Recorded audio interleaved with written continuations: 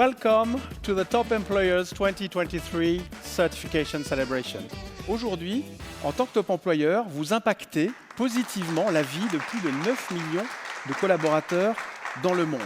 On va commencer par vous féliciter pour votre certification 2023. Ensuite, nous allons avoir 3 tables rondes qui sont basées, finalement, dont les thématiques sont basées sur les 3 tendances clés que nous avons pu identifier suite aux audits que nous avons réalisés courant 2022 pour vous attribuer la certification 2023.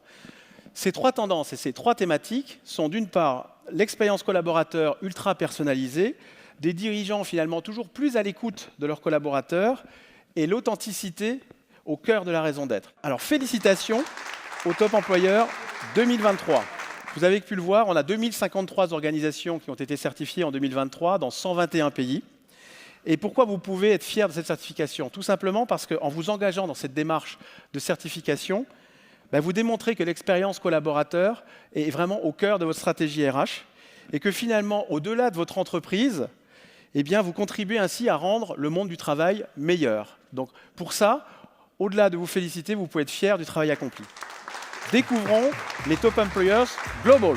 Comme vous pouvez le voir, nous avons aujourd'hui 15 entreprises qui sont certifiées Top Employers Global. 4 de plus par rapport à l'année dernière. Nous avons HCL Tech, Puma, CHEP et Alstom. Donc bravo. Découvrons maintenant les entreprises certifiées Top Employers Europe. Donc félicitations à toutes ces entreprises qui ont été certifiées cette année Top Employers Europe. Top Employer Europe, ça signifie que les organisations ont été certifiées dans à minima 5 pays. Donc c'est déjà effectivement une très belle réussite d'avoir pu être certifié dans autant de pays sur un continent. Et cette année, nous avons 68 groupes qui sont certifiés Top Employer Europe. Et le moment est venu, bien entendu, de révéler quels sont les Top Employers France. Donc, nous avons 13 nouvelles entreprises certifiées cette année en France. Donc félicitations à vous pour ce prix. Quelques mentions spéciales parmi finalement ces entreprises. Tout d'abord La Poste, qui avait déjà été certifiée il y a quelques années et qui l'est à nouveau en 2023. Félicitations également à DHL et BNP Paribas, avec une nouvelle branche du groupe certifiée.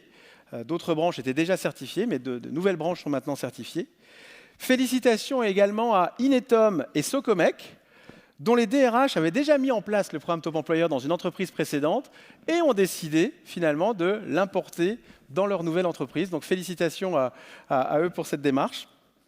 Et félicitations également à VP, ex-start-up française emblématique et qui malgré tout a décidé de confronter ses pratiques avec des entreprises qui sont souvent bien plus importantes et dans des métiers très différents.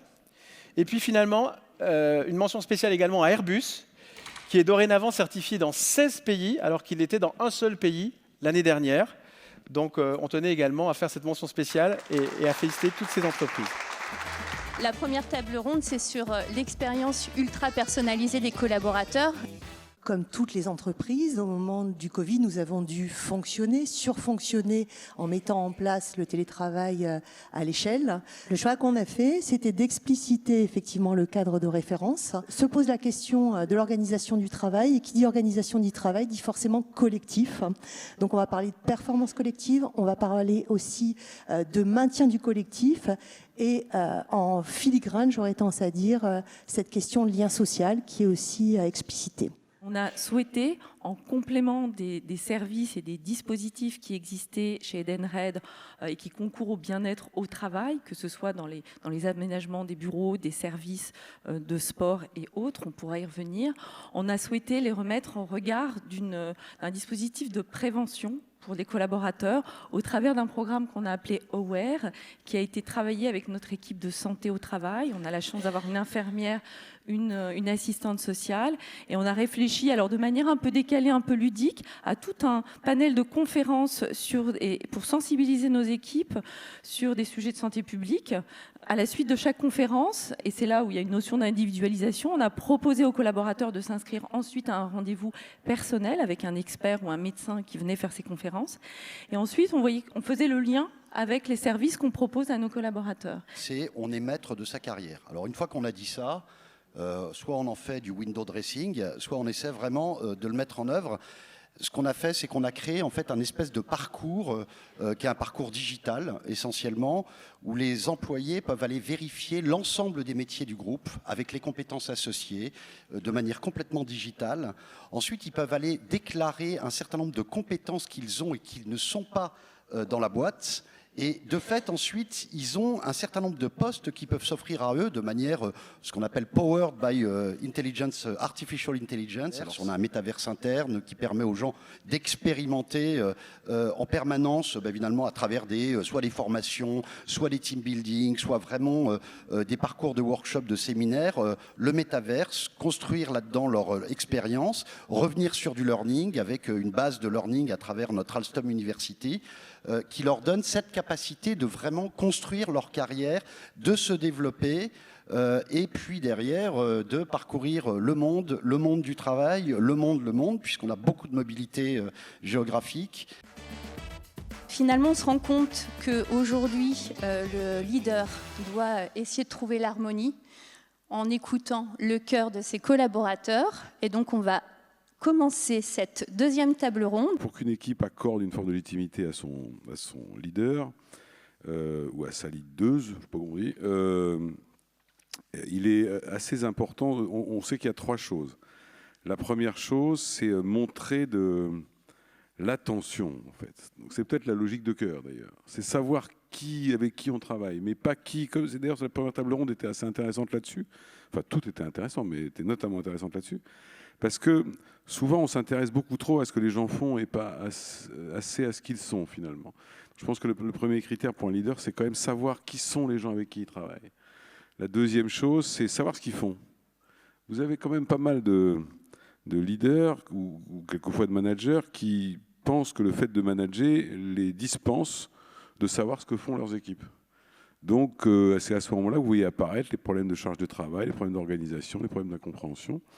Et puis, la troisième chose, mais qui vient en troisième d'ailleurs, de mon point de vue, c'est qu'une fois que vous avez acquis de la part de vos équipes une légitimité fondée sur, d'un côté, je sais qui vous êtes, 2, je sais ce que vous faites, alors vous pouvez projeter ce qu'on donne d'habitude en premier pour un leader, c'est-à-dire la vision, vers où on va, etc. Mais je crois que quand on a la chance de travailler, j'espère qu'on est très nombreux dans cette situation, dans une entreprise, déjà qui s'est donné une raison d'être, qui s'est donné une boussole, qui s'est donné une vision, quelque part, on a un sens partagé tous ensemble.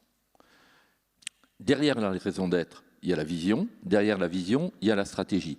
Celle-ci, elle est à long terme. Comment on identifie les signaux faibles? Parce que là, on parle de prendre le pouls. J'ai toujours été frappé par le fait qu'un signal faible collectif, c'est une tendance.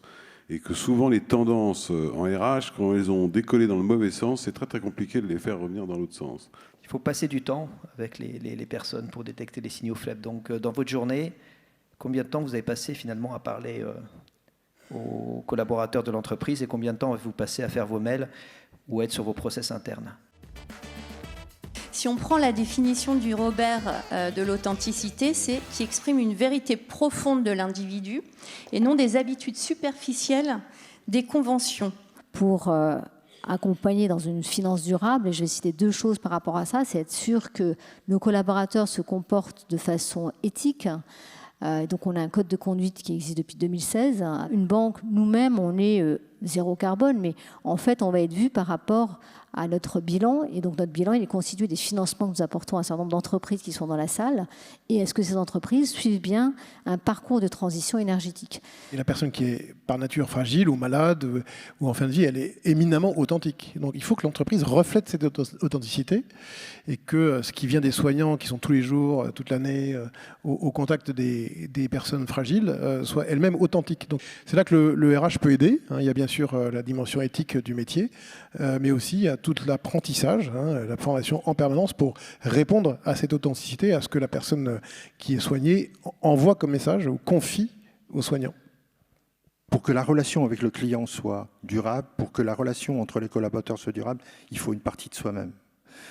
En plus de son costume professionnel, il faut un costume personnel. J'aimais beaucoup tout à l'heure l'ajout de compétences professionnelles et de compétences personnelles. Moi, je crois beaucoup à ça. Je pense que pour durer, pour tenir dans le temps, On ne peut pas juste avoir le costume professionnel. Il faut pouvoir exprimer une part de soi. Merci en tout cas pour votre attention lors de cette conférence. Et bonne soirée.